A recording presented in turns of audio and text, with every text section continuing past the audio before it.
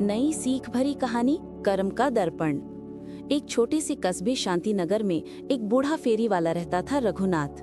हर सुबह वो अपनी पुरानी लकड़ी की गाड़ी पर सब्जियां रखकर गलियों में आवाज लगाता था, ताजी सब्जियां ले लो, भगवान सबका भला करे।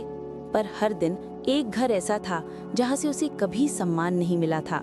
वहीं रहता था दिनेश सेठ, शहर का सबसे अमीर और घमंडी आदमी।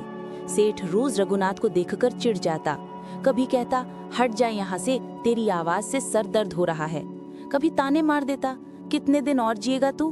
कभी खुशहाली देखी भी है अपनी जिंदगी में। कभी कभी गुस्से में उसकी गाड़ी भी ठोकर मार देता, सब्जियां जमीन पर गिर जाती। फिर भी रघुनाथ बस इतना ही कहता, भगवान तुम्हें भी सुख दे बेटा। एक दिन सेठ किसी बड़े सौदे में घाटा ले बैठा। गुस्सा आसमान पर था।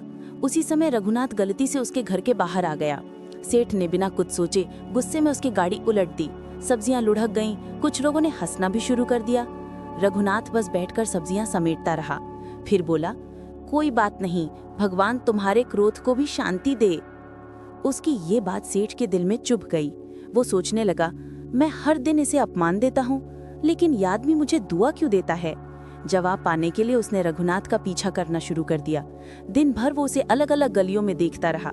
कहीं कोई ग्राहक उसे 2 सब्जियां खरीदकर धन्यवाद कहता, तो कहीं कोई उसे झिड़क कर भगा देता। फिर भी रघुनाथ हर किसी से बस यही कहता, भगवान भला करे। शाम ढलने लगी थी। रघुनाथ घर लौटा, एक टूटी फूटी झोपड़ी में, जहां उसकी पत्नी खांसते हुए उसकी राह देख रही थी। जैसे ही उसने उसकी थैली देखी, उसके चेहरे पर चिंता उतर आई।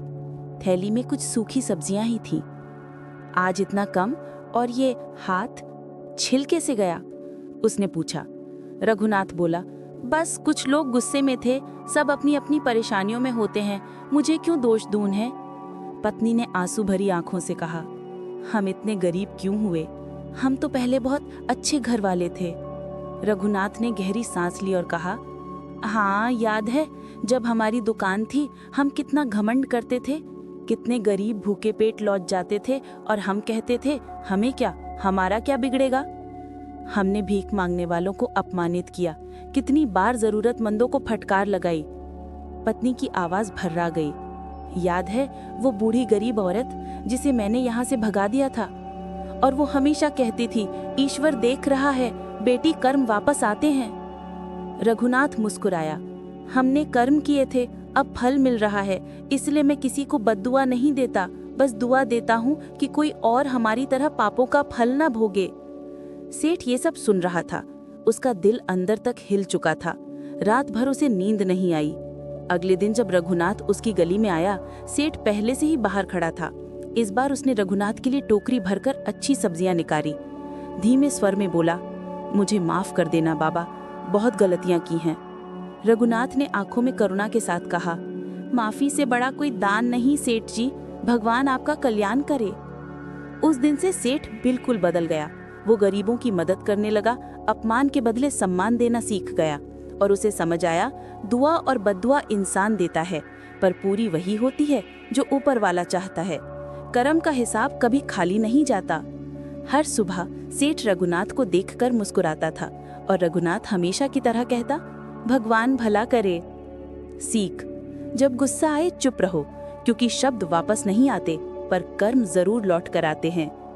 इस कहानी को पढ़ने के लिए आप सभी का बहुत बहुत धन्यवाद। अगर आपको ये कहानी पसंद आई हो तो लाइक, शेयर, सब्सक्राइब और कमेंट करना ना भूले दोस्तों। और कमेंट सेक्शन में अपनी पसंद लिखें। आप किस तरह की कहानी देखना चाहते हैं? आपकी एक एक टिप्पणी हमें और बेहतर कहानियां बनाने की प्रेरणा देती है।